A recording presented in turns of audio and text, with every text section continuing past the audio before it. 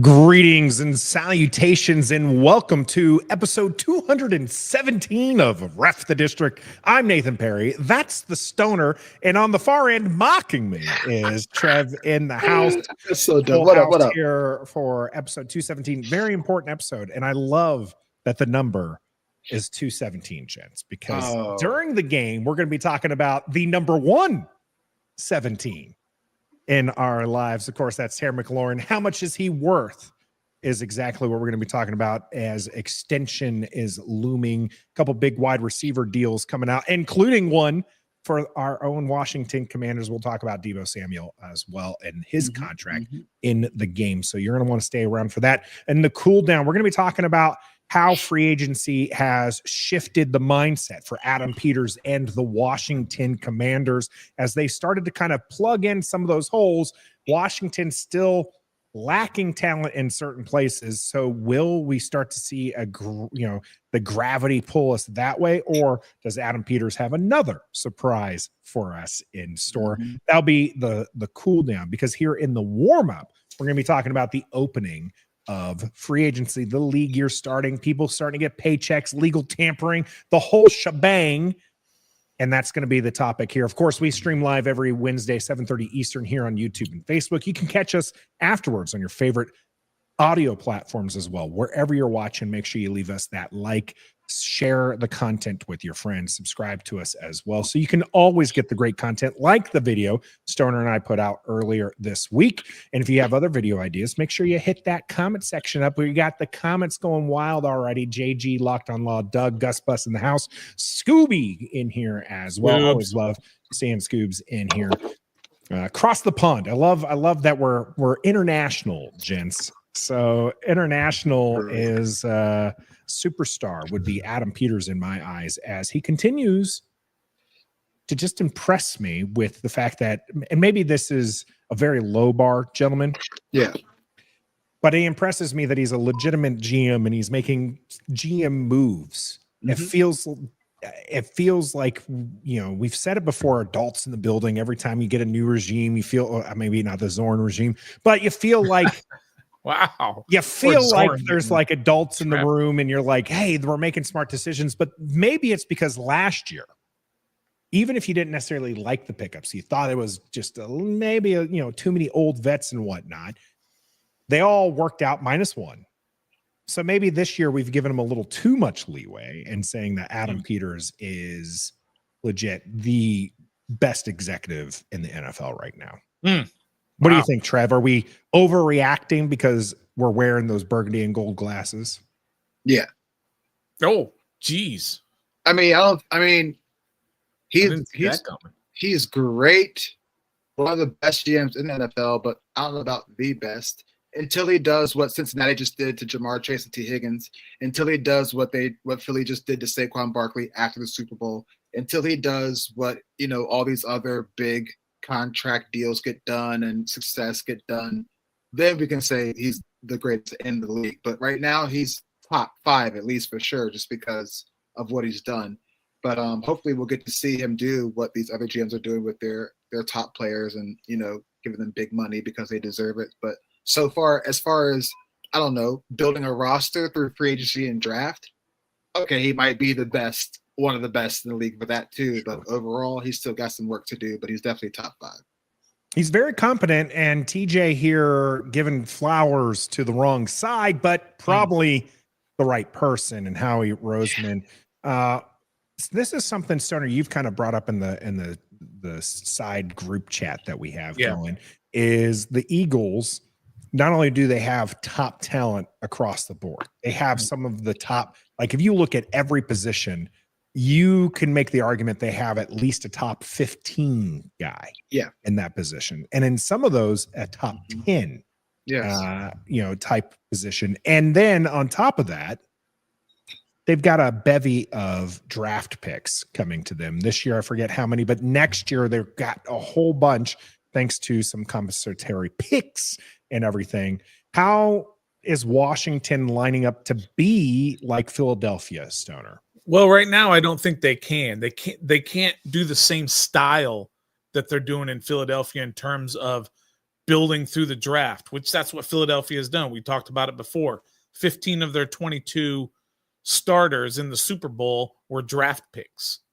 And for Washington last year in the NFC Championship, 10 of the 22 players that started for Washington were draft picks. And when you go year after year and you're doing these, these veterans like the Bobby Wagners and Zach Ertzes of the world, and we can go on and on and on, and giving them 1-year deals, then come next year, you're going to have to sign another 25 plus guys out of free agency. And every time you do that, you have less room in terms of getting guys from the draft. It's just basic math, right? You only got 5 draft picks this year. Even if you determine that you're going to move a couple of those back, still you're getting, let's say, 7 draft picks, and maybe best case scenario, 2 of those guys are going to work out and be starters for your football team. Sure. So next year you're right back in the same boat, and the year after and the year after and the year after. But what Philadelphia doesn't have that Washington has, what Adam Peters has that Howie Roseman doesn't, is Jaden Daniels.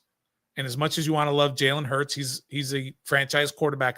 He's not Jaden Daniels. No. And so he can build a little bit different when you have Jaden Daniels, and that's what he's doing. So what he's doing is different than what they're doing in Philadelphia. But however, Philadelphia has proven that their way is working. And now Adam Peters, like Trev said, he's got to prove it. He's got to have a result that proves that the style of building this roster and making it competitive is equal to the winning that Philadelphia is doing. Well, we're going to get away from the Philadelphia comparison, but I did enjoy this as a comment. So thanks, TJ, and those coming in here and chatting with that one. Now, one last comparison is one of the things that started Philadelphia becoming a more dominant team over the last few years. Obviously, they won their Super Bowl, but then they were that would kind of look like a one-hit wonder. But then they made a trade for a underachieving but talented wide receiver. Mm-hmm.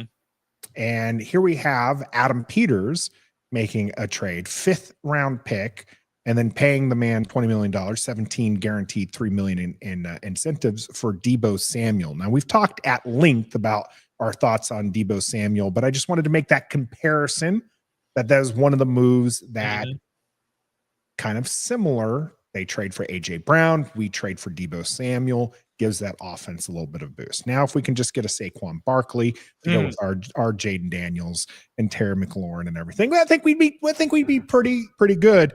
Now, that's not the biggest splash move that Adam Peters has made, Trey. Yeah. The biggest one was a whole bunch of picks, getting back a pick, but was for Laramie Tunsil. Now, Tunsil here, Gus Bus says, is so underrated. We lucked out going cheap on a left tackle for so long. Tunsil completely elevates our own line. Trev, I can't speak highly enough of this trade. What it amounts to is a 2nd round pick, if you look at all the numbers and everything, as far as that's concerned. But Laramie Tunsil looks to be one of the best left tackles in the game. How does this not make Washington already an A in the offseason? Trev is muted. Yeah, there's no way it cannot be an A. We've been looking for this ever since Trent Williams left. Yeah, we've had some substitutes in there, some 1-year guys there, some serviceable guys, but now we got another guy. I'm not saying he's Trent Williams, but he's a guy now. He's a multi-Pro Bowler guy. He blocked for Tua for a little bit, got left there, and then blocked for CJ Stroud. And then on his interview, he said he's so damn ready to block for Jaden Daniels, which means he's been watching Jaden Daniels, which is a good thing. Yeah, I agree with Gus. So underrated. Shocking move out of left field. Did not see it coming. It's not a free agency move. It's a trade during free agency, but I had no idea that this was coming, which means I'm on the edge of my seat just to keep seeing, is something else going to surprise us? Does Adam Peters have something else up his sleeve that he's just ready to drop a bomb on us with later on? But as far as Larry Tunsil, yeah, O-line is elevated because now that they see what they got at left tackle, they want to get up to his speed, up to his par level, and that'll make the O-line way better. So, and you know what's funny about that is a lot of people are complaining about Tunsil, this and that, whatever they want to. They want to complain about age, or they want to complain about penalties, or they want to complain about a big contract. All of those things are actually legit concerns. Okay, but what you can't do, and everybody seems to want to do this, is you want a 24-year-old perfect number one left tackle, choir boy, leader, never misses a game for injury, has never had a penalty. mm-hmm. You know what I mean? You want all of this perfection at every single position. You're not going to get that. No, but you're getting a high quality left tackle in the second or third most important position on a football team. Yeah. To protect your most important position on a football team. And no, he's not perfect, but he is one of the best in the entire league. Yes. And you didn't give up a whole lot for him. And you're paying him commensurate to who he is as a left tackle. Yep. So all of that doesn't necessarily mean it's going to be perfect and he's going to be great and we're never going to worry about that again. But you have done something to help establish what they're trying to do in order to get back or advance past that NFC Championship game. I agree. There are really no downsides to the move. There are risks, and it may backfire. Who knows? You can't predict the future. But you set yourself up, or you set this team up to have the chance to move you past where you went last year. And that's hard to do. And Adam Peters did it, and he did it very well. Like Nate, like very quietly. Quietly, so you didn't have nobody to was hinting at that. You don't have to get into a bidding war. You don't have to get into a public, out there where everyone has to weigh in publicly about whether they like this move or not. Very quietly, under the radar, boom, here's the deal. We just got our left tackle for the next minimum 3 seasons. Yeah. Yeah, and I would even go a little bit further on that one, because when you look at, you mentioned earlier, Trent Williams, he has been playing outstanding football even up to 36 years of age. Yeah. So this potentially locks your left tackle position, barring, of course, injury and all that other stuff. Yeah. For 5 years, he's 30 years old, right? So like you've got a left tackle you don't have to worry about. And I think this is important because Washington is picking at 29 this year, and they intend to pick in the late 20s, if not 32, year after year. And Locked On Law bringing up this fact that I talked about in our Monday video. You're not drafting the next franchise left tackle at 29. When you're picking that late, you're not getting the Trent Williams. You're not getting the Rashawn Slaters and the Lane Johnsons, right? These guys, Tristan Wirfs. I mean, some of these, Darashaw was what, 18? Yeah. Pick 18. You're not getting those guys to fall the guarantees. You're not getting the guarantees to fall to 29. You're taking a gamble at 29. Yeah, exactly. And to add on to that, you didn't get him at 67 last year when you drafted Brandon Coleman. Sure. Right. If you're not getting him at 29, you're also not getting him at 67, which is what they tried to do last year. Yep. And so that makes perfect synergy, right? Makes perfect sense. Yeah. If you don't believe you can get a left tackle at 29, then you didn't get him at 67. So go do what you got to do to get your left tackle. Yep. JG here. I'm convinced Tunsil is worth the cost, but I'm sure going to miss that third round pick this year. I'll worry about the second round pick next year. Yeah. I think that's fair to kind of, there's a great unknown in the draft. And when when our pick, it comes up in the third round, we're going to look at that guy and we're going to say, is that guy better than Laramie Tunsil? That's what I'm saying. Is it worth it? No. Is it worth it? And There's no sense in looking at it that way. No, I agree. But it is also, I get it as well. It's fair to say that. But yeah, you will miss that. You will miss that pick. But you just have to, in your head, you just have to kind of say, look, Laramie Tunsil is worth it. That's all you gotta right. I think I would feel more that way about a third round pick if we traded for someone who was less than Laramie Tunsil, but he was a guy at one point, but not like Laramie Tunsil. You know what I mean? Like I don't know. Give me a left Charles Leno. Yeah, or like a Charles Leno. Yeah, or like I don't know, Mekhi Becton, even though he had one good year at Philly. Other than that, or like a Tyron Smith. Thomas. Yeah, Andrew Thomas. Everybody wanted Tyron Smith last year. That man retired. He had bad knees. Like, unless we got like that, I'd be like, man, I missed that third round because we know that Tyron Smith is going to probably miss at least 4 games. He does every year. Same with Morgan Moses. It was interesting bringing him back. I was like, no, that dude. We've had it already before. He has bad ankles. Well, that was a media thing, right? That was one of the. That was one of those things. Like we're talking about. Nobody was saying Tunsil to Washington. Moses was there. There's a couple other free agents. Mm-hmm. There was some trades that were coming, but never once did you hear about Laramie Tunsil. Gus Bus here, as Trev's pointing out, Morgan Moses was a 3rd round pick. That's the sort of guy you miss out on. Yeah. So I'm cool with it. Brandon Coleman's, those are the ones you're missing out, and that's where we're getting an upgrade there. Now, that's not the only position we upgraded, but there are still a few holes to be made. Now, we're going to be talking about how that might come into play in the draft. But Roger here saying we need a linebacker, and I've been saying we need an edge rusher. What are some of the holes that might prevent Washington from being an A start to the beginning of the offseason, free agency, opening league and stuff like that? We need a certified pass rusher. I'm with you, Nathan. I mean, we just do. We need a guy, like we just got a guy on the LT. We need a guy on the edge. We do. At this point, since we've missed out on a lot of good opportunities, now we're looking at the second tier of free agency, which is like the older guys, like the Superior Smiths, those kind of guys.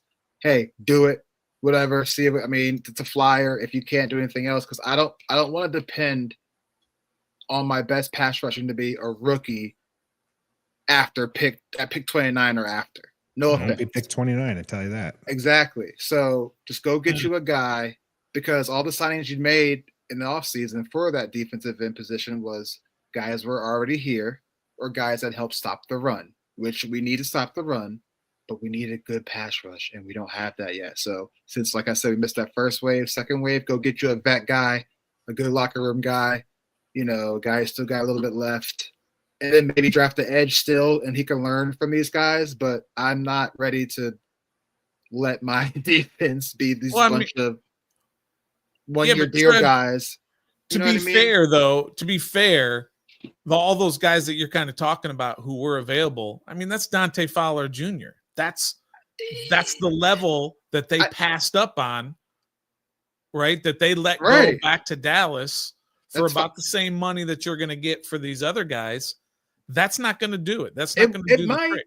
I think we let him go because of the penalties, bro. Yeah, you had 11.5 sacks, but how really effective we gave him up because he can't block the run. Exactly. Yeah. So we go get. You just got to get a guy, bro. Because Kaleem Farrell, this Jacob Martin dude. Who else? Another like all these. Well, Kinlaw can play end. Cool, he does. He plays an elephant end position. But like we need. So does Deron Payne, for the record. Yeah, we need a guy though. We just need a guy at the. I agree. I agree, but he ain't out there. No. So then what are we going to do? At least not in free agency. Yeah, not in free agency. That's who they're going after at 29. So now we have to depend on this guy to be the starter at 29 edge rusher. Whatever it is. 29. We're going to get to the draft talk later on that. Pass rusher is the reason why I think we're only in a high B. The Laramie Tunsil thing itself is an A plus easily, sure. Right? Mm-hmm. But Washington has far too many holes to fill. And I think Adam Peters is doing a great job. But those two would be, Roger is right. As far as the linebacker core, you got 2 good linebackers. But if one of them goes down, who is going to be in that spot. And what I think Washington is doing on the defensive side is great. When you get Kinshaw, when you get some of these guys here, you're looking to fix the thing that was broken last year and beat who you feel is your number one competitors. Yeah. Right. If you look at the top two teams, not Washington, in the NFC, who would you name? Philly. Detroit and Philly. Probably who? Detroit and Philly. Oh, yeah, Detroit and Philly, yeah. And what do those teams have in common? Great run. Absolutely offense. dominant running games. Yeah. You need to be able to compete with them. So this is that part of that chess match. They were bad at stopping the run. The two best teams not named Washington and the NFC are great at running the ball. You need to shore that up. I agree. And you guys know, I think that's the second most important position in the game of football is the guy getting after the quarterback. Yeah. That being said, you can get there with average people. You don't necessarily need a Micah Parsons. You don't need a Myles Garrett. Do those guys help? Abso-flippin-lutely. Right. But you had Dante Fowler with 10 plus sacks. Right. So that's what I'm saying. Calling him elite? No. Well, you know who's going to help as well? Who's going to help that edge guy, that whoever that is going to be a healthy Marshawn Lattimore, is going to be a Mikey Sanistrell, a Jonathan Jones. Yeah, to continue to improve. Right? That secondary, if they can improve. And I won't put, a lot of people are down on Joe Witt Jr. I'm definitely not. No. And I feel that they are doing something very specific with the guys that they are signing. They are signing big, strong, beefy dudes on that defensive line that they're determined to stop the run, and then they're going to count on the guys in the back end to be able to stop the pass because they're not going to be able to get after the quarterback. Mm-hmm. Are they going to be able to stop Saquon Barkley, as an example? They're going to have a better chance of it because of the way they're building this defense and the style of this defense, but they're not going to be going after Jalen Hurts, so they're going to count on Lattimore to do better back there against A.J. Brown, and Sanistrell to do better back there against Devontae Smith, and so on and so forth. So I feel like they're building something specific, so knowing that they're not going to have that game wrecker on the edge. So we're just going to not have a pass rush all year and let every quarterback have all the time in the world to throw the ball, and we're going to depend on Mikey Sanistrell, Noah Igby, short Jonathan Jones, and a Marshawn Lattimore, a Percy Butler, and a Will Harris to come up with the plays. Well, really. I think Kevin here talks a lot about this in this comment here. Kevin saying stopping the run is key to increasing pass rush. It doesn't matter if you have a 12-sack guy like Dante Fowler, if you're constantly facing 2nd and 4, 3rd and short. Yeah. You want this defense to be able to pin its ears back, because then you have a lot more options. You can actually sit there. Quan Martin is amazing. I forgot about him. He's amazing at timing the snap. But you can't sit there and have him up at the line of scrimmage on a 3rd and 2. On a second and 3, you got to have him in coverage. You can't sit there and risk a blitz like that. I feel this is a great way for this defense to evolve. And as Locked on Law had mentioned, Joe Witt Jr. worked miracles with the roster he had last season. I agree. This was not a great roster. I mean, you were playing some of Trev's greatest hits. Benjamin St. Juice. Yeah. You had Emmanuel Forbes at the start. Michael Davis. Mm-hmm. These guys were not good, and we still managed to end up in the NFC Championship game. And the defense, while giving up Philadelphia fans who would love to point out the score on this one, they gave up the most points in the NFC Championship game. Fine, whatever. Offense also failed a little bit there, and offense got a boost with Laramie Tunsil. They got a boost with Deebo Samuel, and they're bringing back a few things here. Now, it might take a miracle for Washington to get back to the NFC Championship game or the Super Bowl, but we believe in Cinderella teams. And if you believe in Cinderella teams, you're going to head over to Bet Online, the world's most trusted betting platform and your number one source for all betting on things madness.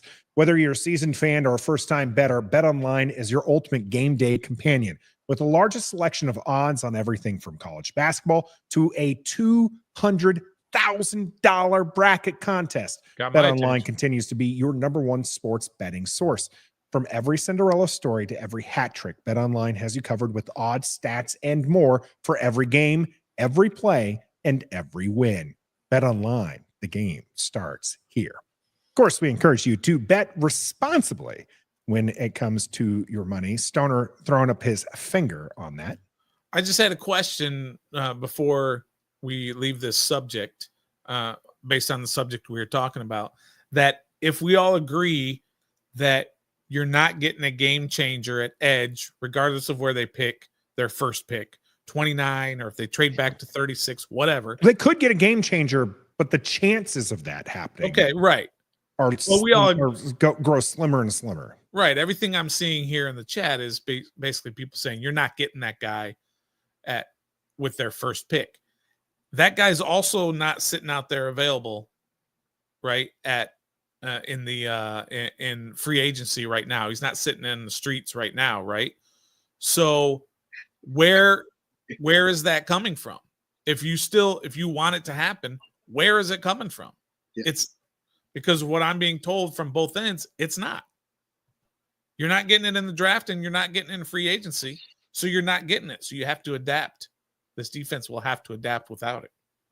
I think that you're going to see a lot of shifting. Don't forget, we have cuts to happen from other teams, and I'm not saying we're going to get somebody good. That's fair. But Noah Brown proved more than serviceable last year, and he was a late cut from Houston. So there's still time to fix some of these things. I'm not saying we're getting studs, but they could be put in position to be successful. Yes, Trev. I have to leave for a few minutes, but I want to say this nugget before I go about free agency as a whole. Nikki Jabhab, I can't never say her last name. Jabvala, Nikki for the Washington Post. She said about the 28 players that the Commanders signed or traded for this month, their average age in week 1 will be 29.8 years. 6 will be under the age of 28 when the season starts. 23 signed 1-year deals or have 1 year left on their current deal.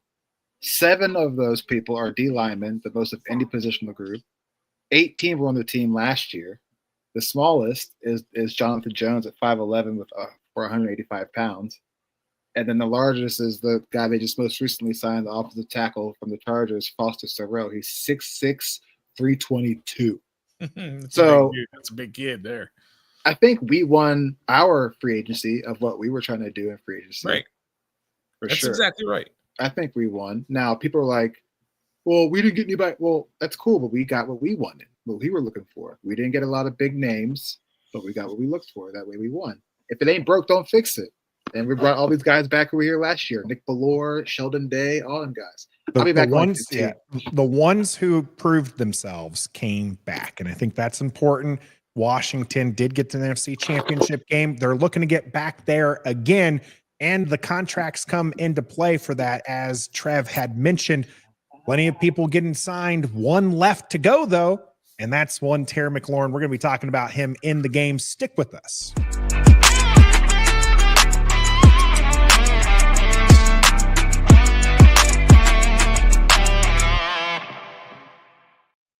Welcome to episode 217's The Game. It's Scary Terry. It's time to pay this man his money.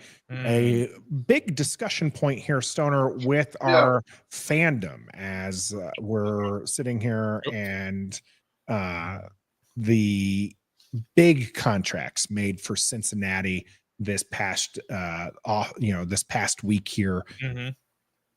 How do you think the top 10 wide receiver pay looks like right now? I know we have the stats and everything, and we're going to bring that up and talk about that specifically. But when you're looking at them, do you feel those are the top 10 wide receivers? That's the first question I want to ask. So do I think that they are the 10?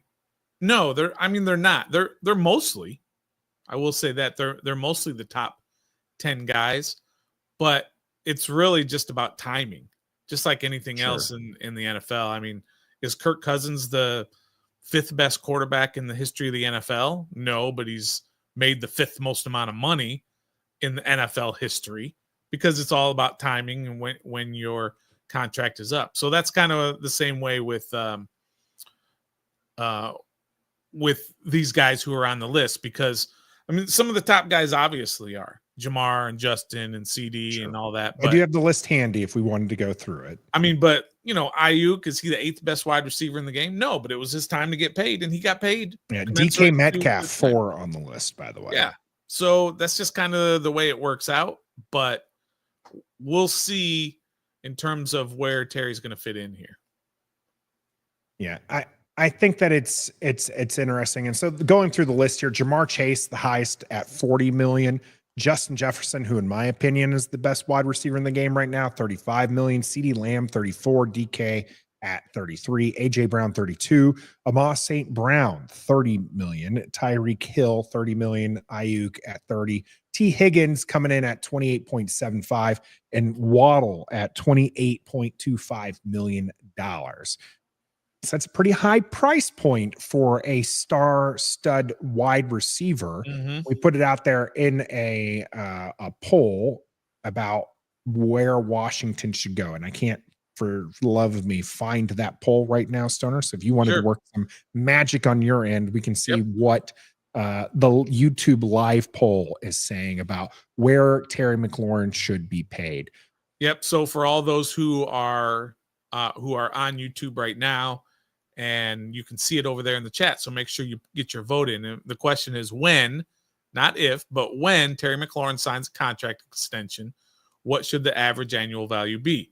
Less than 28 million a year, between 28 and 31 a year, or more than $31 million a year. And right now the number is 61% of the voters of 41 votes say between 28 and $31 million. So everybody's they want to fit right there in the middle. And that would put him right somewhere in between the 5th or 6th highest paid wide receiver. When he got paid in 2022, when he got his contract extension, he was the 9th highest paid wide receiver at that time. He wasn't the 9th best wide receiver at that time, but he was the 9th highest paid because it was his time. And that's the same thing that's going to go here whenever he does get his extension, wherever it fits in. And I have my thoughts on that as well, but he's going to be somewhere in the top 5, 6, 7, 8, somewhere around there. That's just how it works until the next guy up. Yeah.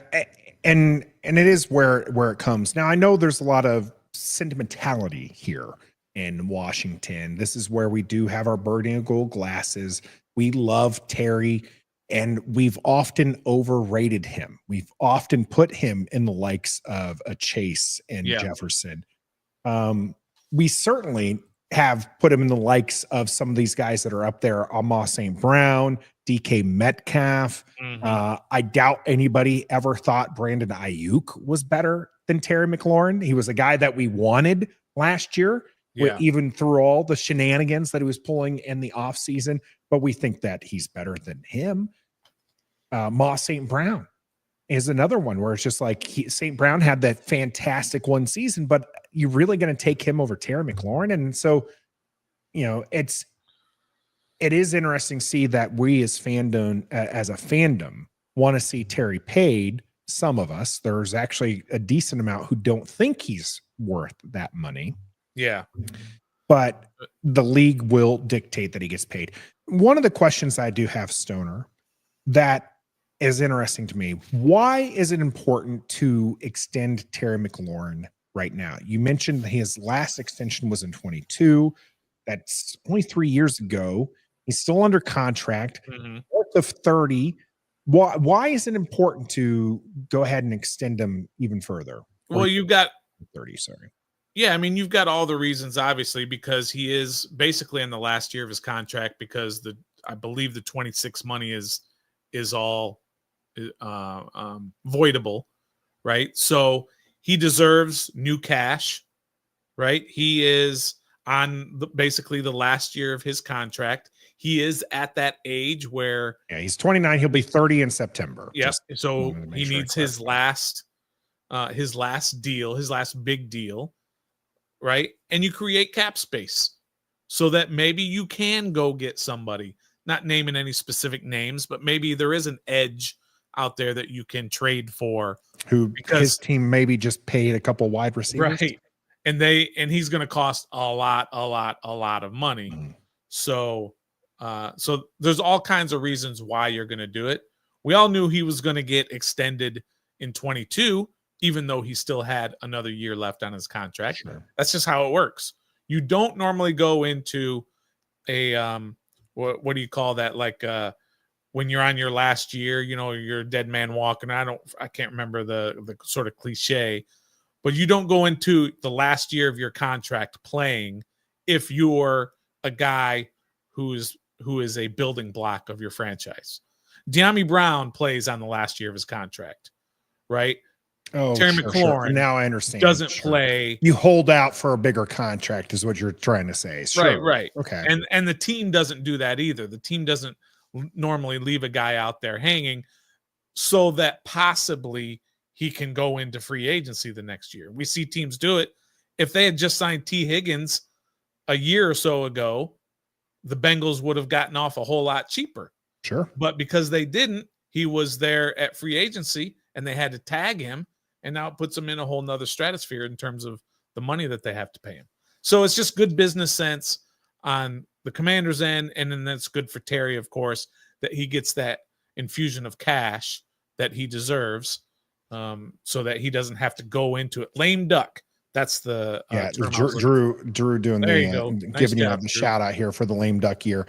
I think that contract years really are towards players who are probably younger, trying to get that big paycheck and need to show that they're worth the big paycheck. When you're an established guy such as Scary Terry, McLaurin doesn't need to do that, right? He's already established that he's one of the ones here. Now, Bet Boy Tony C with the super chat. Appreciate you, Bet Boy.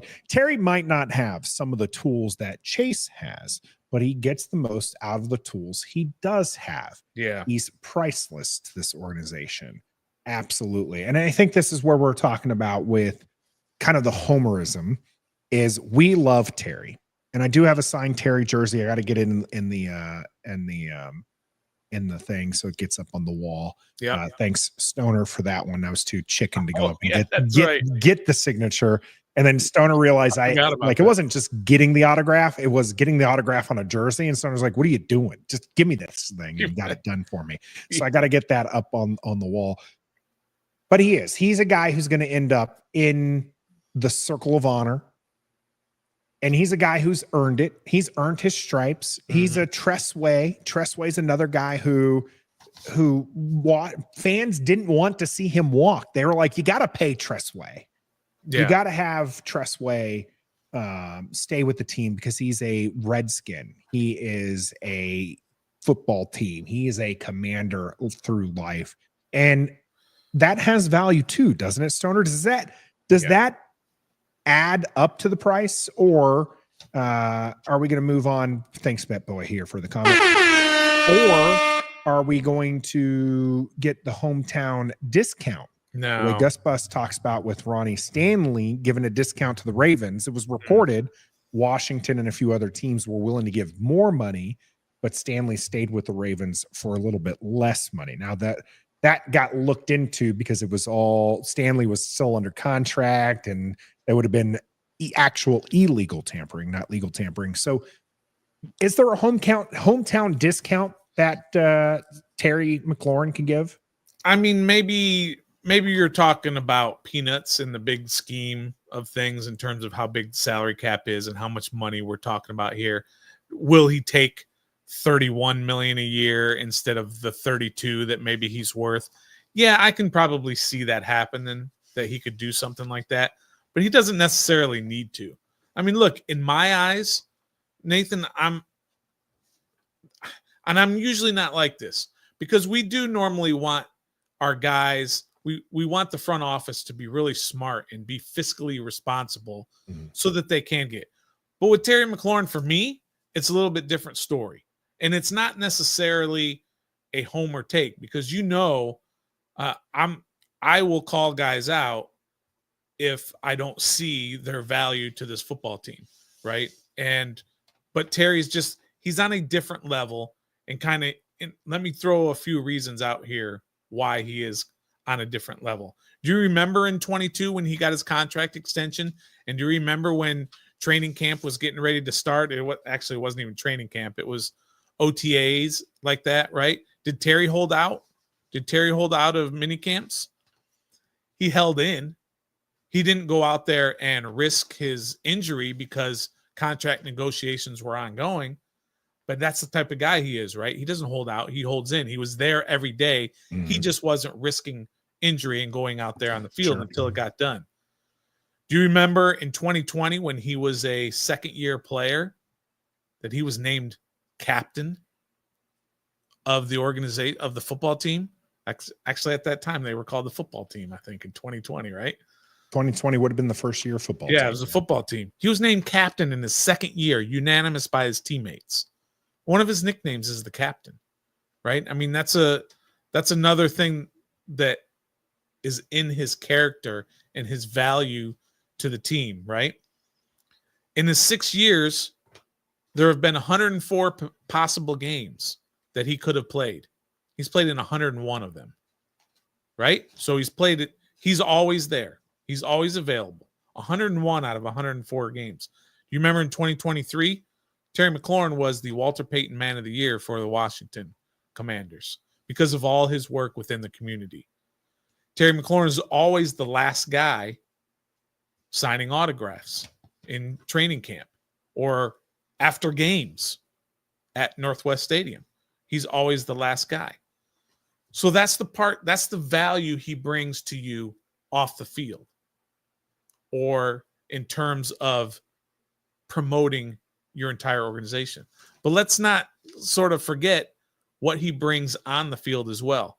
Here's some stuff that I thought was really interesting about him, about some of his stats, right? Do you care to guess who the second leading receiver was during his years? The second leading receiver in 2019. Care to guess? I think we kind of went through this once before. I think we might have gone through this exercise but before, you're not going to remember. You're not going to remember because these are very forgettable names. In 2019. Is it Robinson or Harmon? When he was a rookie in 2019, he was the leading receiver. Crowder.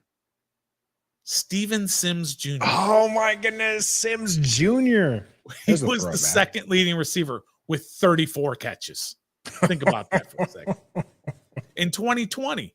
Oh, gosh. 2020, when Terry had 87 catches that year. Who do you think was the second leading receiver? Trev, you got any guesses? You're muted. Cam Sims. That's correct. Are you cheating? How did you know that?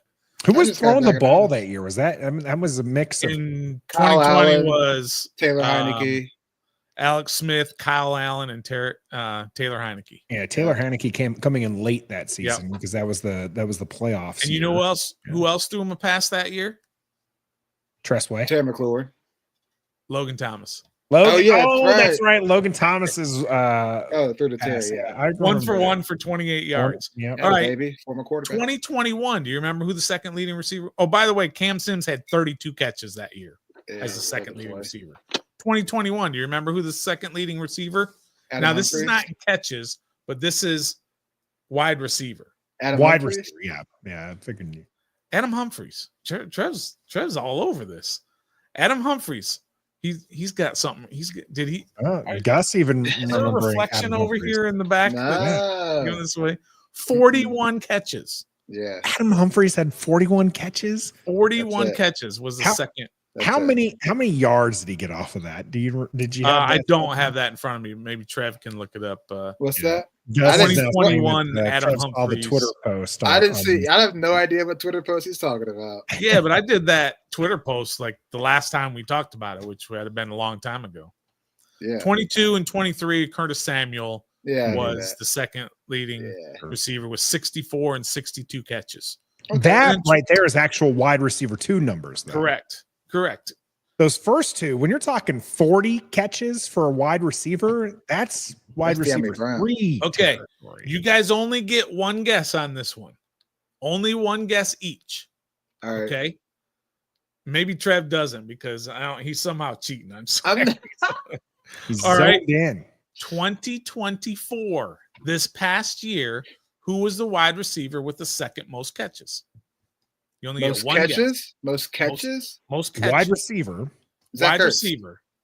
Wide receiver. He's a tight end. Wide receiver. Because I didn't do number of catches because we were running backs in previous years who had more than the receivers. Yeah. So this is the wide receiver who last year who had the most catches, not named Terry McLaurin. Correct. Wide receiver receptions. This past season. This past season. You only get one guess because obviously you can guess if you just go down the list. Sure. It's between two, and I don't think it's the obvious one. All right. I agree with JG here that it's not Noah Brown. Trev, you got a guess? Well, judging by your body language when Noah Brown popped up, you nodded like, mm-hmm. And then Nathan said that, you were like, oh, okay. So I'm going to go Noah Brown. Nathan? I'm going to go with the other Brown, De'Ami Brown. Is it OZ? Olamide Zaccheaus. Yeah, a lot of people going with OZ here. Grimjaw and Gus Bus. I was going to guess it with first, the victory here. Think about that. I knew it wasn't Noah Brown. Yeah. That's right, because he missed so much time. So he had 45 catches last year. Olamide Zaccheaus Which is again not wide receiver 2 territory. Right. And then sort of a couple of more points on this in terms of Terry's value to the team on the field as well. When we always talk about it, 13 different quarterbacks that he has played behind. That doesn't include the Logan Thomas throw. And I think De'Ami Brown had a throw one time as well in a game that he played in. 13 different quarterbacks. And remember all who started the years, like in 2019, all the way through. Case Keenum, then Alex Smith in 20, then Ryan Fitzpatrick in 21, then Carson Wentz in 22, then Sam Howell in 23, and then Jaden Daniels in 24. Plus all these other guys, the Kyle Allens and all the guys throughout. Garrett Gilbert. This is the first year he'll have the same starting quarterback. This will be the first time. And oh my God, having done that, he's the only receiver in team history who has caught 1,000 yards worth of passes in 4 straight years, and he's done it 5 straight years. He was the only one to do it 4 straight. Now, obviously, he did it again, and he's 5 straight. And, of course, he has the record for the most touchdown catches by a receiver in a season when he had 13 just last year. Think about last year, which was probably his best season, when he had 82 catches for over 1,000 yards and 13 touchdowns because he finally had a legitimate quarterback. His 108 contested catches since 2021, 21, 22, 23, 24, that's 4 years. That's the most in the NFL over that time period. There are some things that you can look at on the field, and you add that with off the field. For me, I want my team to be fiscally responsible. I write him a blank check. Oh my gosh. I don't care what they pay Terry McLaurin.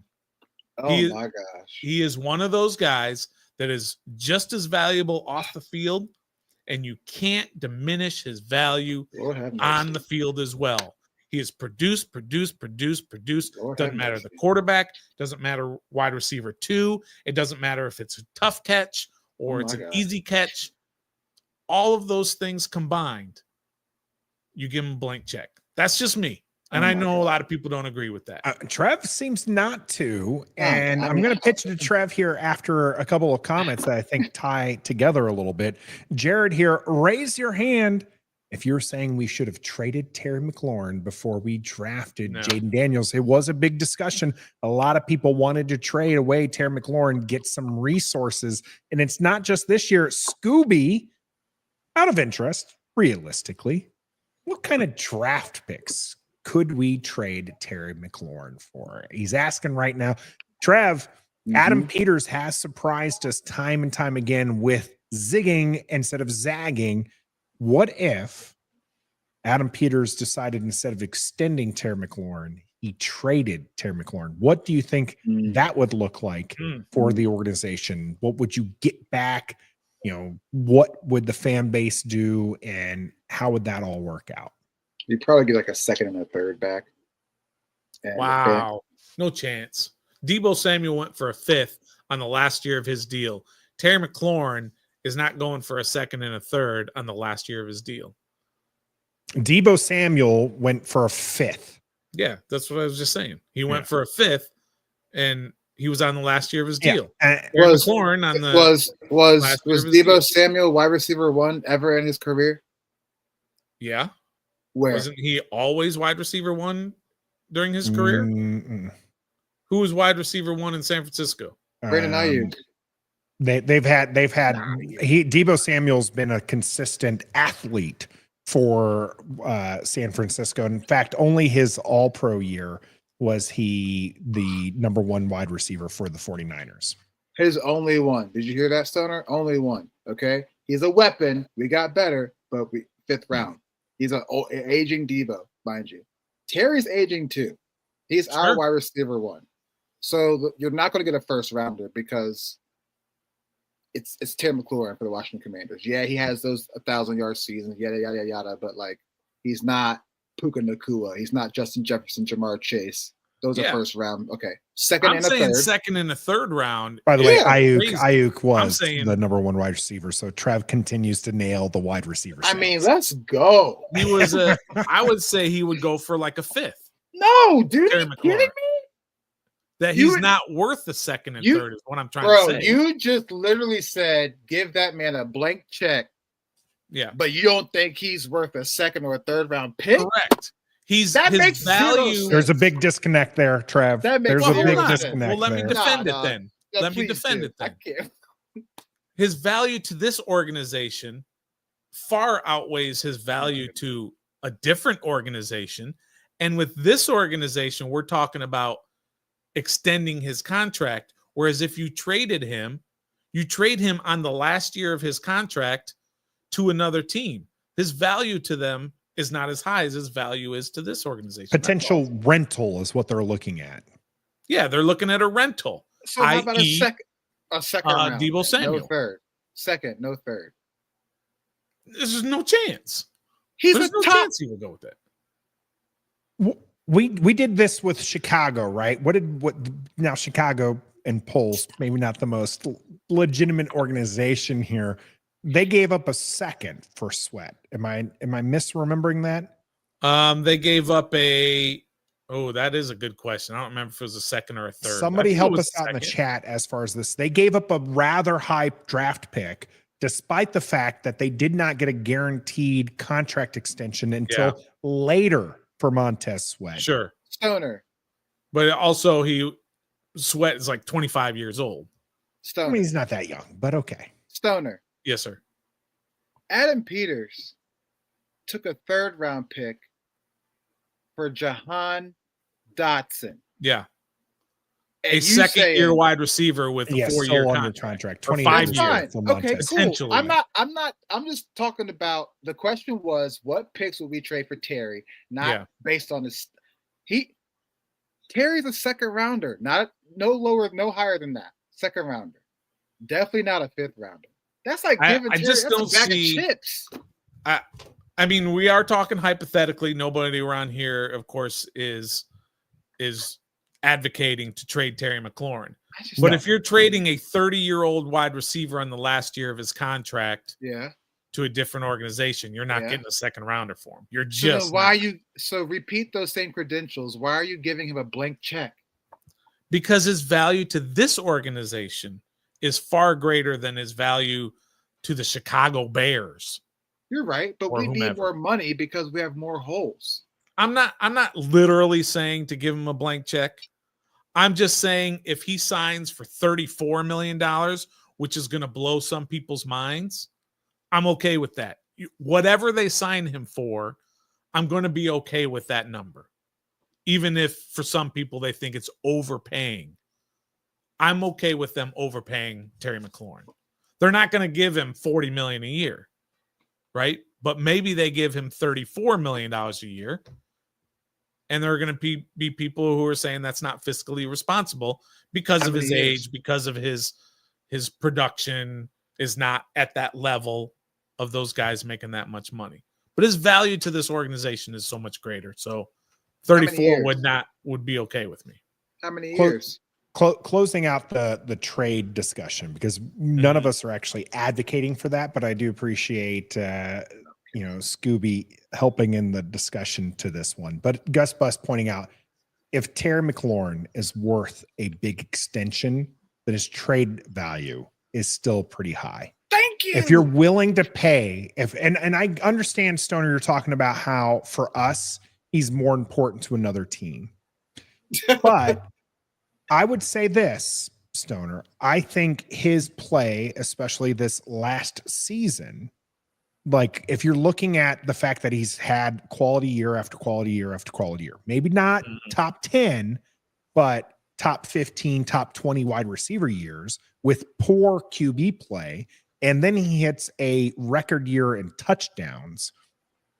Teams are hot on that. Teams are willing to go for that. Teams are willing to pay something good. Now, maybe he doesn't get a Stephon Diggs or a Tyreek Hill level trade, which were ones that were wide receivers in their prime that were traded, years past. But I do feel like Trev is probably closer to the value than you are. I don't think he goes for a Deebo Samuel 5th round pick. Deebo Samuel coming off an injury, a little overweight. He was never, outside the one season, he was never wide receiver 1. Terry McLaurin coming off a hot season, coming off of several seasons. He probably brings you closer to, if the team that you negotiate with says they're going to extend him, he probably gets you closer to a 3rd than he does a 5th. Okay. Maybe not a 2nd, maybe not a 1st. We had a couple people saying Kansas City and Buffalo would trade for him in a heartbeat for a 1st.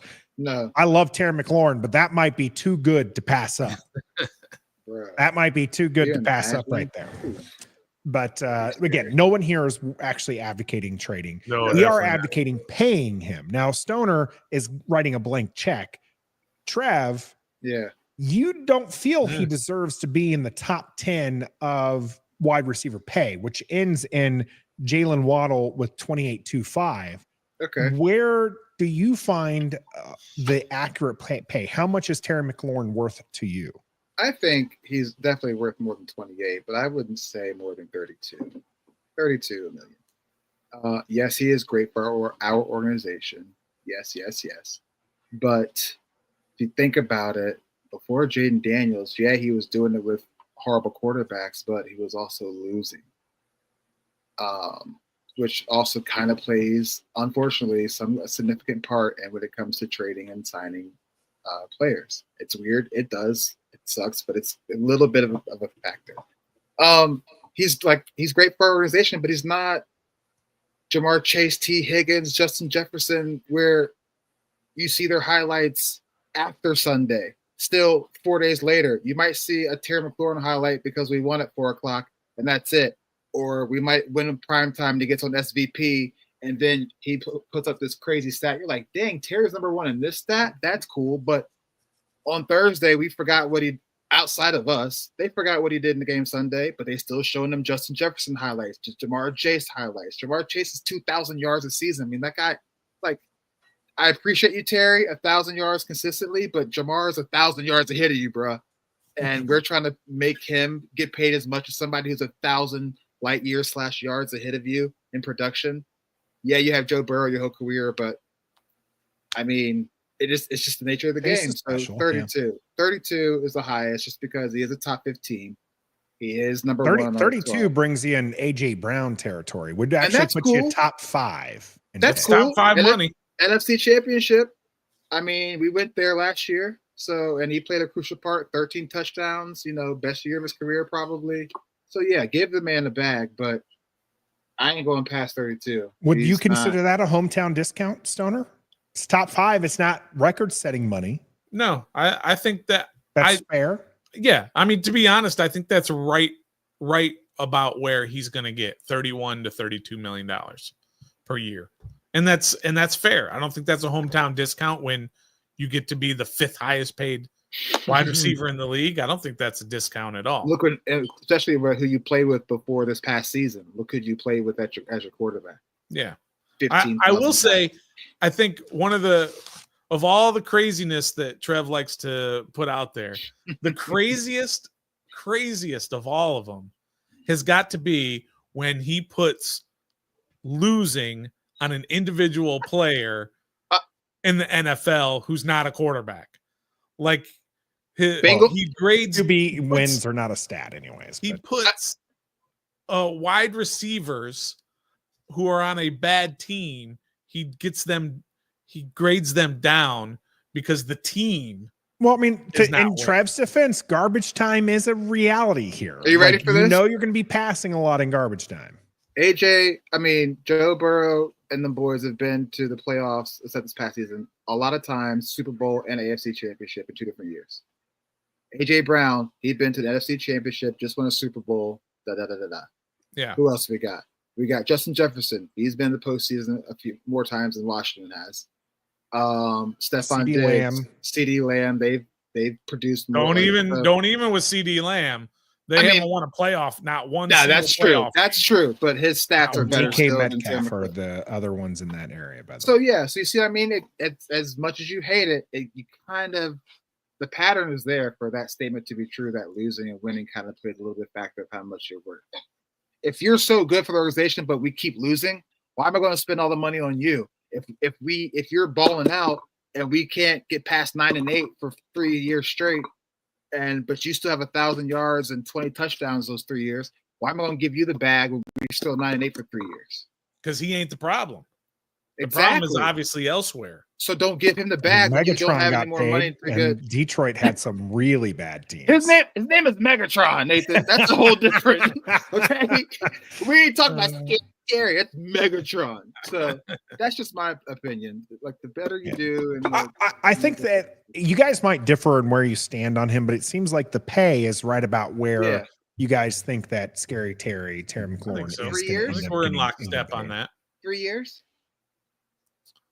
I mean, again, the years or whatever doesn't really matter to me that much. Yeah, especially they've been putting in void years and all that kind of stuff on this kind of thing. I just want to see his annual average value to be in that top 10 range, whatever it is, in the 28. Definitely above Amos St. Brown.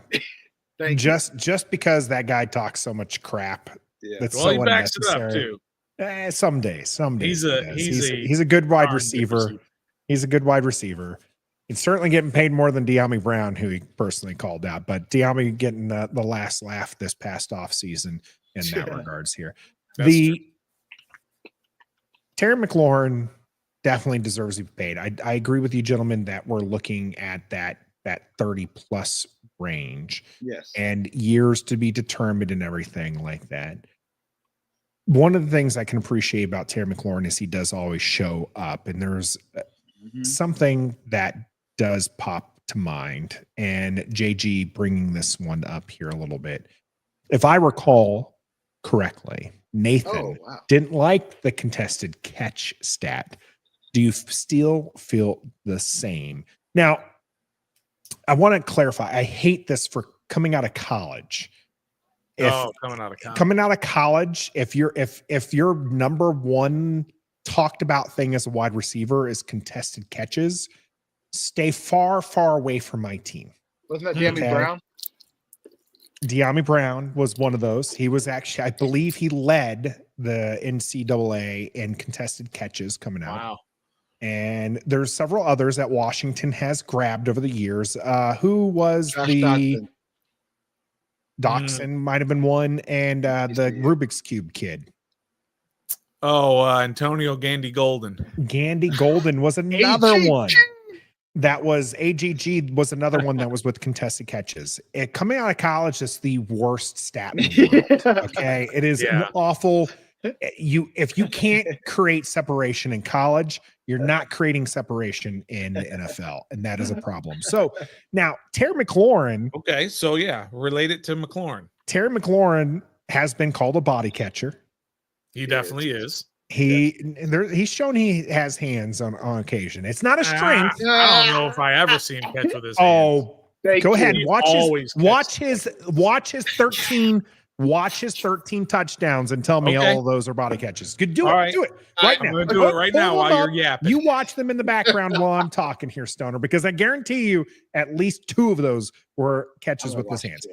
That being said, the man is absolutely amazing body catcher, and he does do a lot of contested catches. For what it's worth, his separation isn't the best. But man, does this guy perform. And if I can take you back, not to last season, but the season before last, the catch opening week against the Chargers. He has a safety flying over top of him. He's falling back out of bounds. You guys remember this one? Yeah, body. There was no way in the world that should have been a catch. Like watching it live, I didn't think I was there. I didn't think he caught it. I was like, there's no way. And then all of a sudden he pops up at the ball. It's a catch. He does things like that on the regular. And that's one of the reasons why I feel like he should get paid. So watching some of those touchdowns, aren't you? Yeah. The second one against the Cardinals. I'm watching them. One. I've got one so far. Yeah. I said you at least 2 of them. Okay. So 2 out of 13. Okay. It's still. He's a body catcher. I'm not saying he's not a body catcher. I just found my second one. Yeah. I'm saying he showed he still can catch with his hands. He's got some catches with his hands. Okay. Okay, Stoner. Okay. So maybe he catches touchdowns more with his hands, but he is a natural, like every other pass. Naturally, this guy cannot miss with his body. He cannot miss with his body. This guy is fantastic. 2 years ago, if you remember, there was a little stretch there where he was dropping them, and we were all just like, what is going on? Why is like a 2-game period? I think he had 3 drops. Yeah, it was crazy. But no, he doesn't drop many passes. He's got incredible, and I don't like body catchers. I like hands catchers, but I mean, he does it so well all the time that it's crazy. And because he's supposed to be a special teamer. Remember? Punt returner. That's true. So he does catch with his body as a punt returner. Maybe that's where he's getting it from. Couple on the stats thing here. Locked on Law. Contested catches are the result of the QB forcing the ball to him. There was certainly a lot of that, especially in those Taylor Heineke years. In fact, it was F it. Terry's out there somewhere. Literally became a shirt and a meme within our organization because that's literally the way the QBs thought. Was like, well, I'm under pressure, just going to toss this ball. Terry's got to be out there somewhere. Are we so are we saying that Jaden Daniels forces the ball into Terry? No. Well, he was number 1 in 2024 in contested catches in the entire NFL. I think he gives Terry chances to see if he can make that kind of catch because he has to make that kind of throw. I mean, contested catches I don't think are always obviously forced balls. I mean, they're not. Just think about that they're not.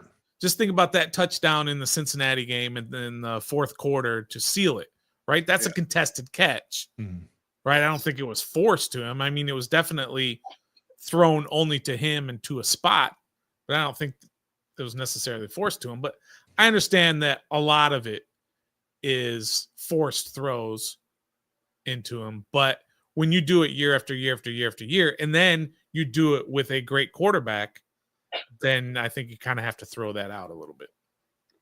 Yeah, and Locked on Laws right here. Terry doesn't get separation. That's a part of it. I do agree with that. Some of it is Terry's not always separating himself, but he's making the catch, which is important.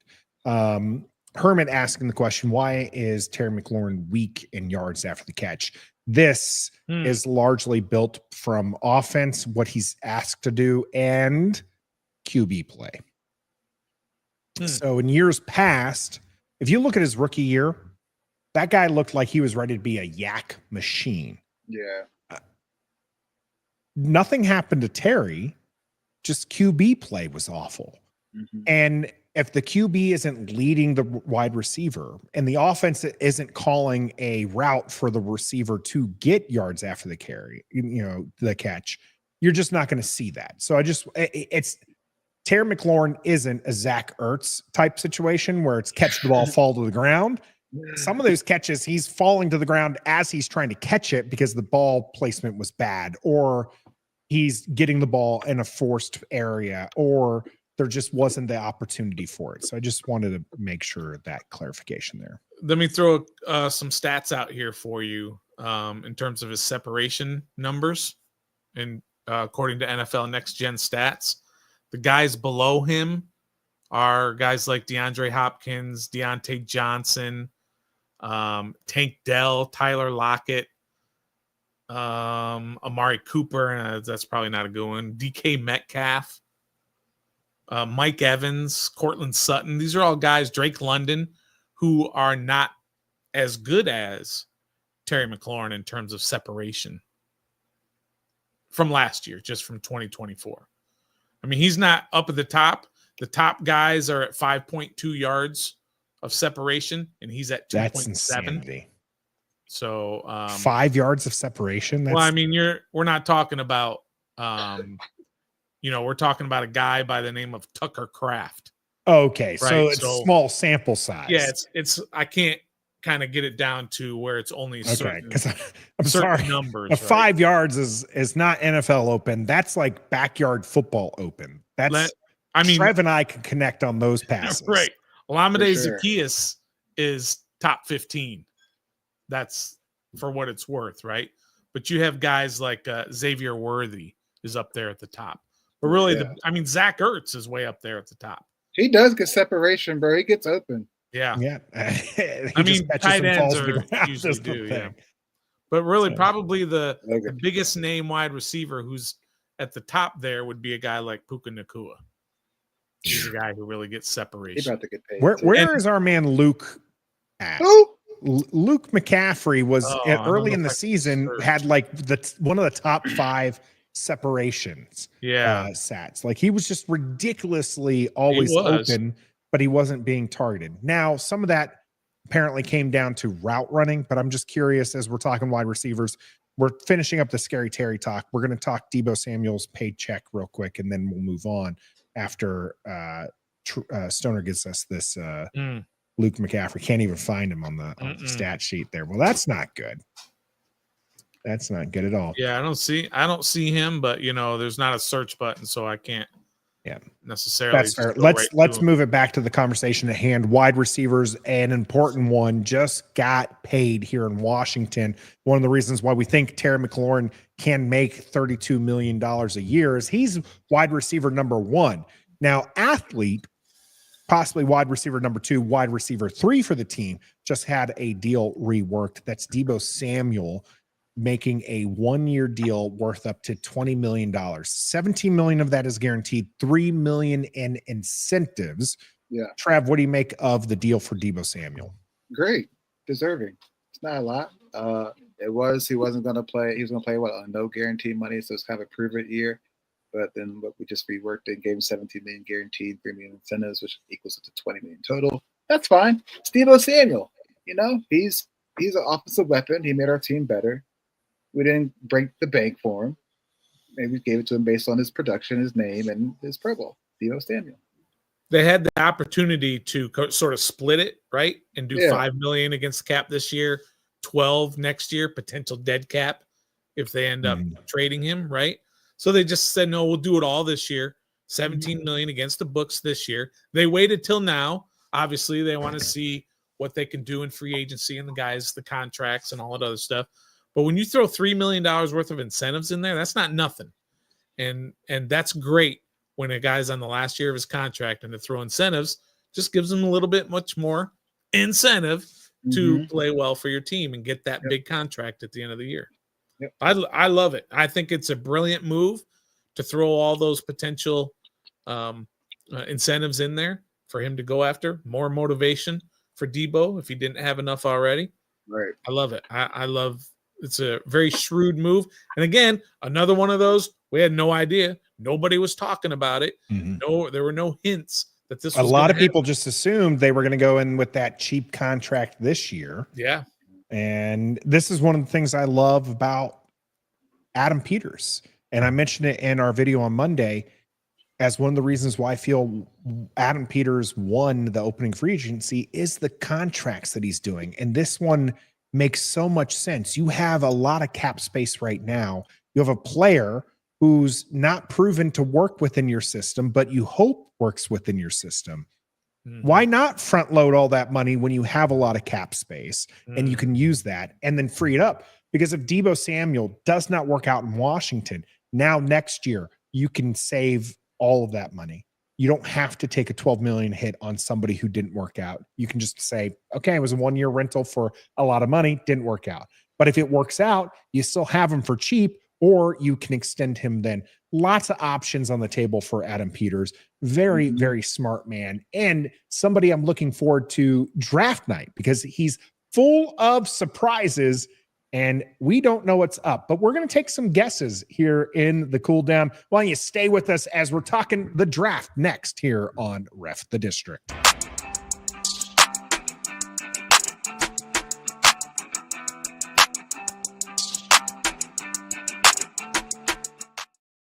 Welcome to the cool down here on episode 217 of Ref the District. I hope, Kevin, I'm living up to your goated status on segues there tonight here as we transition here to the draft day discussion.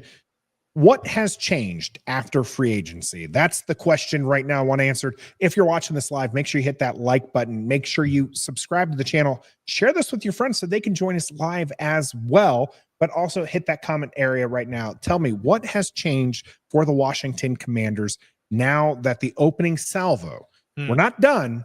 No way in the world is this a finished roster here for the Washington Commanders.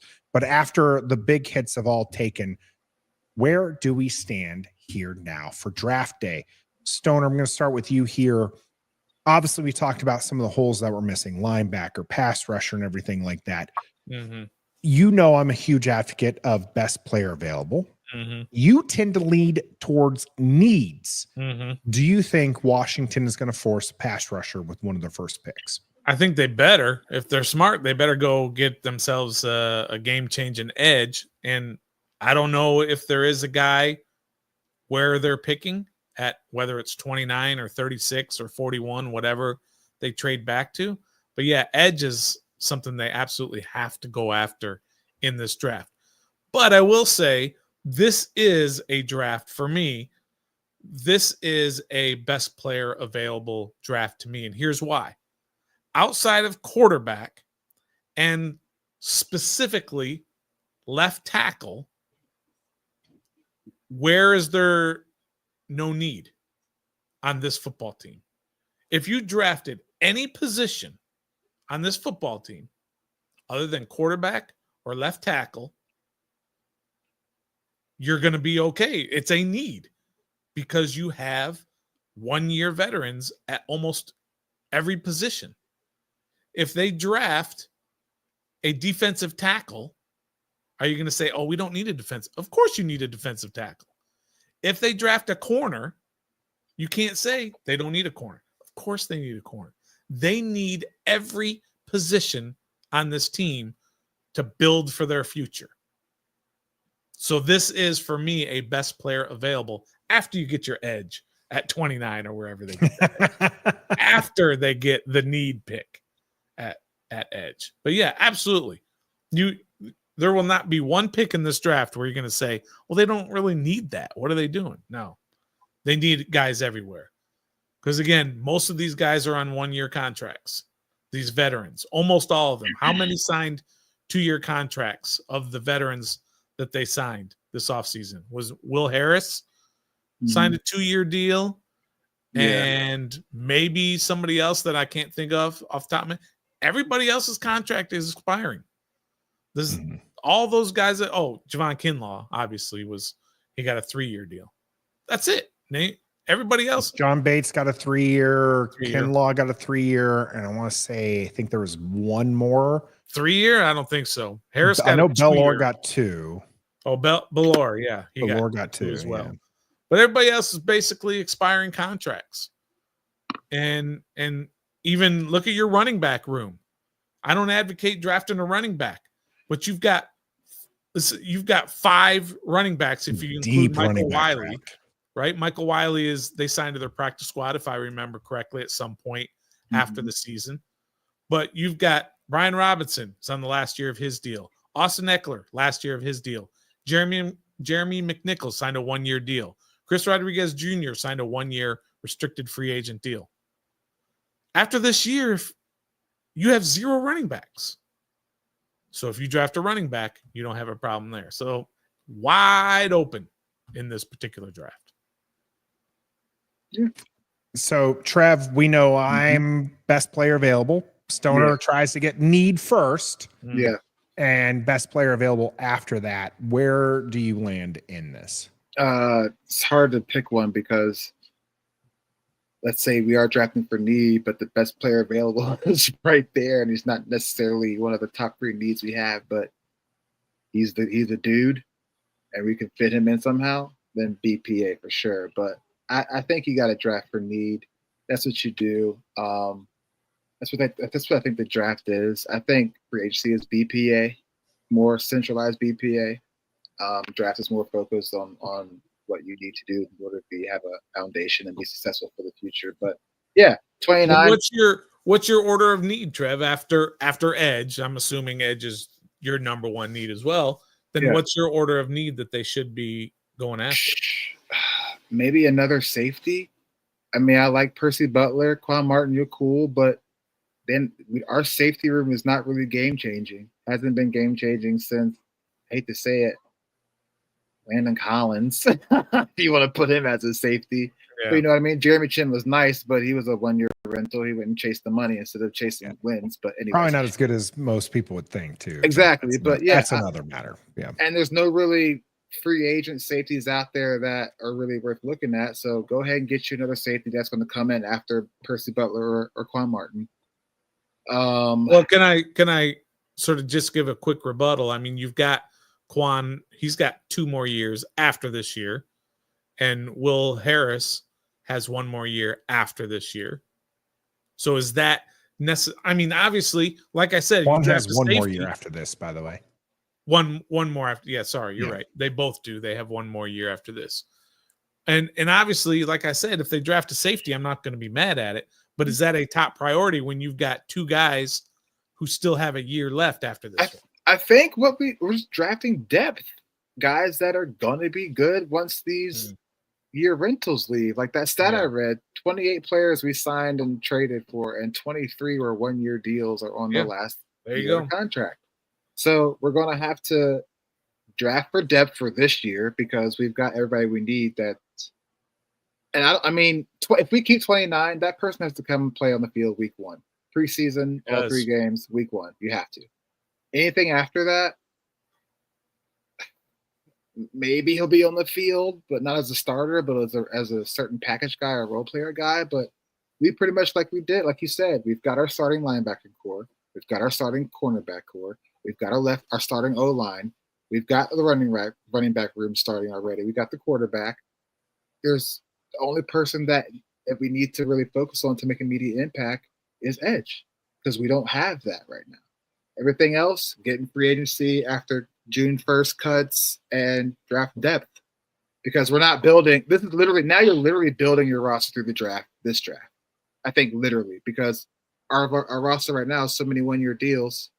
Now you got to build it for when everybody else leaves. Yeah, this is where building through the draft actually comes into play. Yeah. Absolutely. Well, if you've only got 2 or 3 guys though who are going to be replaced. Yeah, I mean, which just means we're in for a few more years of 1- and 2-year deals. Yeah, absolutely.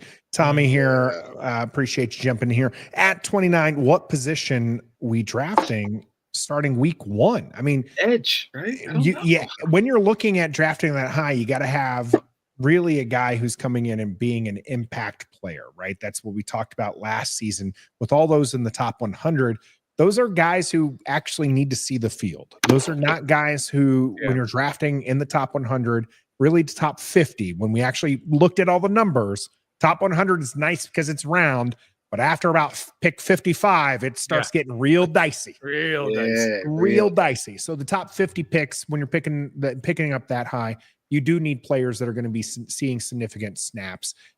And as far as what position, I mean, we could use help across the board. I think really when you're talking about this roster and needs and whatnot, if I'm going to go across the board, you're not drafting a QB. A running back, you could be open to if they're really a game changer. Wide receiver, would any of us really say no? I mean, right now you're going to go in there with Terry McLaurin, Deebo Samuel, right? Noah Brown. Yeah. Luke McCaffrey. I mean, like KJ Osborne, who's not going to KJ Osborne, exactly. Tight end. You got Zach Ertz, John Bates. Zach Ertz, of course, is aging. John Bates is an offensive tackle and a tight end number, as Stoner likes to say all the time. And you got Sinnott, right? Yep. You don't have a Kittle. You don't have a Kelsey. I don't think you're picking tight end at 29. That's not the draft for this. No way. Like, if you're picking these guys high, if you're picking them within the top 100 picks, like, are you really upset? Offensive tackle? I'm sorry. Laramie Tunsil is fantastic at left tackle, but do you want Brandon Coleman over to the right, or do you want Brandon Coleman as a guard? Do you want Wiley as your long-term answer? Like, if you draft a right tackle at 29, are you really going to be upset? Are you really going to be upset if Washington, goes with if a right tackle gets picked at 29, you're going to be upset, Trev? Yes, because if we bypass on a round one, day one edge starter, that's fair. Because we don't we're not sure about you give up Coleman. on a top 15 edge talent. I guess you could be a little upset. I'm saying if you're looking at the board, and we all know I do things by buckets, and you pick a guy from the right bucket who's a right tackle, you're going to be upset. No, we still need big guys on the line. We still need to see that he's going to be on the defense. There's one position I probably wouldn't spend a top key draft pick in. Are you going to tell me defensive tackle? I'm going to say defensive tackle. Oh, okay. I've been saying that for 5 freaking years, and yet they keep doing it. They do keep doing it. You got Johnny Newton from last year. You got Ken Law. You got Deron Payne still on the roster. You've got a couple Jags as your 3 and 4 guys, right? I like me some or as your 4 and 5 guys.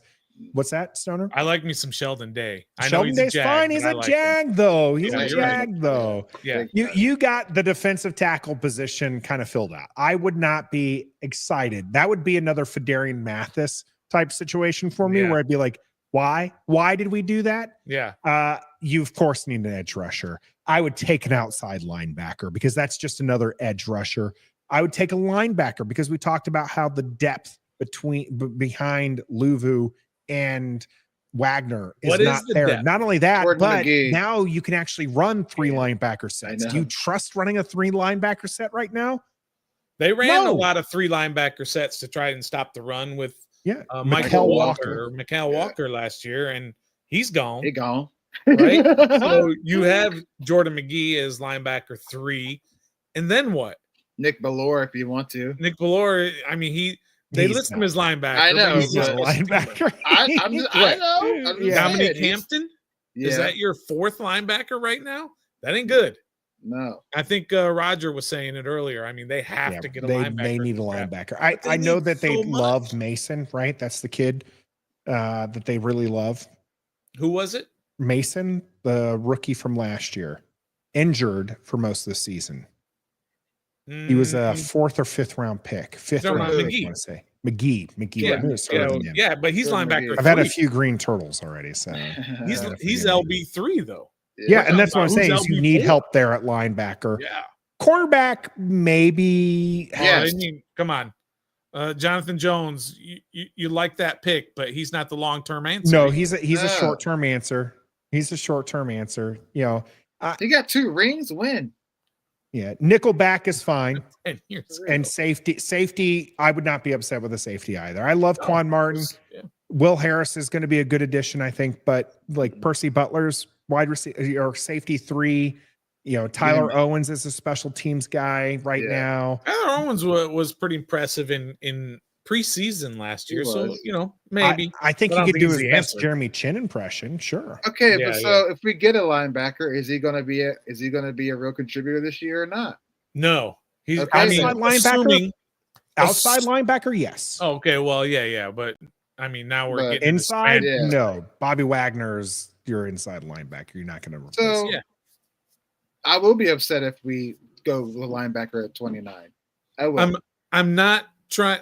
Listen, please don't take this as being a Debbie Downer, okay? Because I'm not trying to be. Right.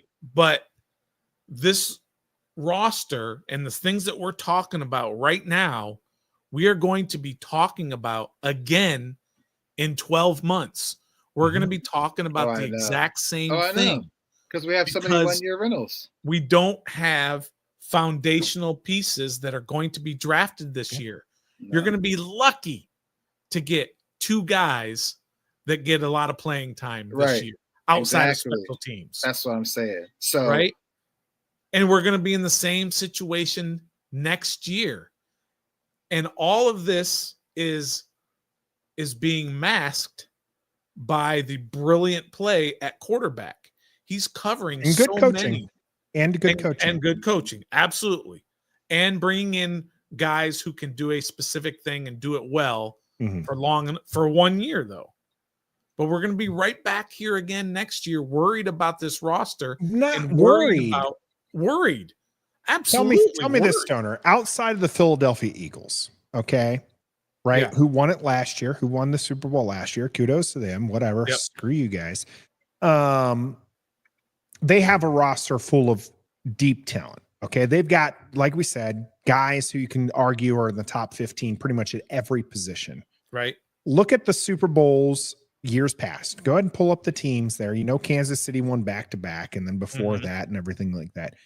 Look at their rosters and tell me what is the norm, because we always talk about things, right? One of the things that gets brought up, and I try to tell people all the time, right?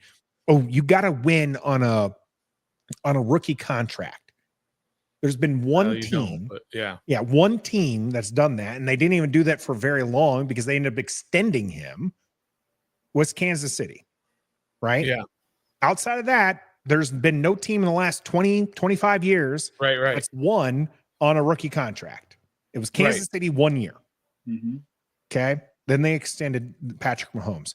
Look at the rosters of the Super Bowl winning teams and tell me that they're built like Philadelphia. No. Or are they built like some of these Kansas City teams that won, that have 1 or 2 special players, maybe some big guys, which is what Washington's doing right now, is trying to fill their roster full of big guys. Right. You're gonna see that the roster to win a Super Bowl, you don't need a Philadelphia super team. No, you don't. Would help. You don't. It would help. But you just don't. need 1 or 2 special guys, and Jaden Daniels is a special guy who, as you've mentioned, fills a lot of holes himself. Yeah, and I'm not saying that you have to build through the draft. I'm not saying that at all, because I'm actually an advocate for the opposite. I like bringing in veterans, and because they're proven that they can do it. Whereas draft picks, we all know, is like the lottery. We have no idea what's going to happen with these guys once they get on the field. But that doesn't change the fact that with all of these contracts and all of these guys, we're doing it again next year. Right. And we're going to be, regardless of what happens during the course of the season, whether you get back to the NFC Championship or you sneak in and lose in the wild card round, or you don't even make the playoffs, God forbid, right? You go into the offseason saying, we've got 23 guys under contract out of a 53-man roster, and we've got 5 draft picks. Whereas, and again, you don't have to do this, but whereas the Eagles are going to go into next offseason, regardless of what happens, and they've got 12 draft picks in 2026. And I didn't just make that number up. They have 12 draft picks in 2026, and 8 of them are in the top 150. Yeah. Locked on Law, by the way, pointing out we have 5 picks next year too. Right, exactly. We got 5, they got 12. And they already have the deeper roster. So we have to think about that next year. I'm not trying to be a Debbie Downer. I'm just saying we're going to be back there again. I forgot to hit my button.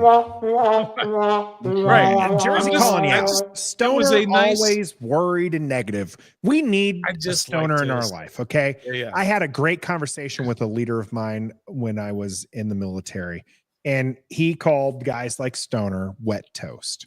Okay. You need a guy like Stoner in your life, a little wet toast. Everybody loves dry toast, right? Yeah. Dry toast is good. You got it good. Nobody likes wet toast. Right. But occasionally you need a little wet toast in your life, Jersey. And Stoners are wet toast. That's right. I'm going to remind you that last year was lucky. Oh, and that to win a Super Bowl, you need to be lucky. I mean, but we were extra lucky. I'm not saying we didn't get lucky. There's a lot of that plays into it. There's a lot of things that play into winning here and there. Bro, winning 14 games is not luck. I don't care what you call it. There's a lot of luck in a lot of those games. It was an exciting year. We're looking forward to this next year, and we're looking forward to the draft. It seems like we're honing in on an edge rusher. So I tell you what, we'll have your top 5 edge rushers to pick at number 29 next week. So you're going to want to stick with us on next week as we stream live every Wednesday here on YouTube and Facebook. Look out for specific names and specific reasons why we like those guys.